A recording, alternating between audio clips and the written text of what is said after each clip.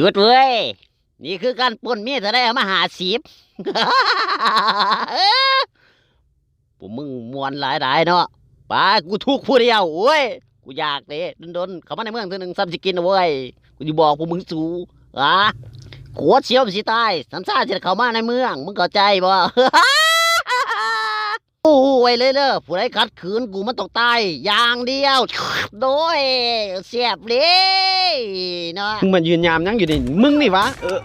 มึงมาตัวไหนมันเป็นบักไหนมาปุ่นนี่ บักนี่รวยเนาะรวยมีเงินขนาดนี้แต่มึงบ่มีผม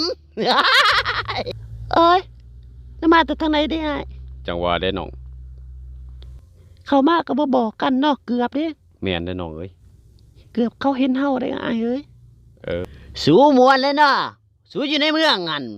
สู้บ่ฮู้หรอกว่ากูอยู่นอกหิวสำใดมึงฮู้บ่บักหามเอ้ยเนาะหอยพระจิฮู้บ้ามึงว่าแล้วมึงบ่ฮู้วะฮะบ้าเศร้านะไผมาบอกกูเศร้าฮะผู้สาวทั้งเลยบ่สาวเสเปิดสาวเมืองพีนสาวบ้านสมนางสาวหัวขวาสาวสวรรค์ตัว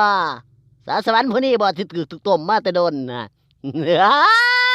เขาบ่ได้ถูกต้มง่ายๆอะไรสิมักกับผู้บ่าวปากเซ่ก็บ่มักไปมักผู้บ่าวเบี้ยงนี่นะคือภาษาสวรรค์ถูกต้มก็ยากข่อยจอบมักจะว่าจนฮอดปี2แล้วจะยังบ่ทันเข้าใจว่าข่อยมักจะซ้ำใดจะฮู้บ่ฮะก็บ่มักจะดอกบ่มักจังไดจะฮู้บ่ผัวเวียงต้มเจ้ามาหลายปีเด้เป็นยังจะหักมันน่ะนะเป็นยังจะบ่หักผู้บ่าวปากเซ่แน่จะเข้าใจบ่ว่าข่อยหักจะซ้ำใดอีนางผู้สาวเอ้ยอยู่ว่าข่อยหักมักเจ้าจอบมาจอบแล้วก็จอบอีกจอบซ่าจอบผัวจอบลุมจอบเทิงกันยังนอกใจข่อยไปมักผัวไทยเวียงอีกฮะเจ้านี่แพงบ่มันแล้วไปเนาะใส่ว่าบักผู้ชายที่ว่ามันหักมักเจ้ามันคือบ่เห็นมาซอยฮะเจ้าเข้าใจบอกข่อยร่วมกับเจ้านี่ฮะมันหักมันมักเจ้าดีเจ้าห้องมาแม่เจ้าห้องมาเดียวกับข่อยนี่นะคนทั้งใต้นี่มาเดียวกันแม่ฮะจะเข้าใจบ่สิบอกให้ฮะมาเดียวนี่กับข่อยนี่ข่อยสิพาบอกเขามาเดียวกับเจ้าโดดบอกมันมาโลดหามือเอ้ยตีหำกูอีกโอ้ยน่าจะเป็นเก่ง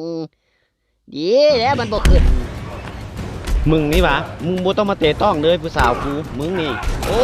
เก่งขนาดดีเว้ยลุมมันเว้ยลุมมันเก่งขนาดดีบักฮาแดกดากมันนี่เนาะมึงมากก็ร้อนมากเตะมาเลยเอาเลยน้องกูนี่นี่มึงนี่วะนี่เอ้ยนี่โอ้บ่หามเอ้ยเนาะมึงบ่ได้ใจดีมึงนี่วะมึงเอาผู้สาวกูมานี่วะมึงนี่วะโอ้อย่างน้อยกูก็มีตัวประกันเว้ยมึงยืดอยู่หันเด้อโอ้ยย่างกูสาวน่ะก็ดิ้นขนาดนี้เว้ยสบายอยู่มันตกมันสบายมึงปล่อยผู้สาวกูอยู่นี่โอ้ยว่าซะมึงเป็นพ่อกูนี่เนาะบักหามอักแห่มึงก็น้ำลงไปเนี่ยลงไปรถพวกมึงไปเธอทั้งคู่ไปอยู่ประตูสวรรค์โอ้เบียร์อยู่ซูเปอร์มาร์เก็ตเสียงดีเว้ยมียังดิมึงเคยตกมาแต่หลังคามียังดิสาวจะเจ็บอยู่วะน้องก็เจ็บได้เจ็บหน่อยนึง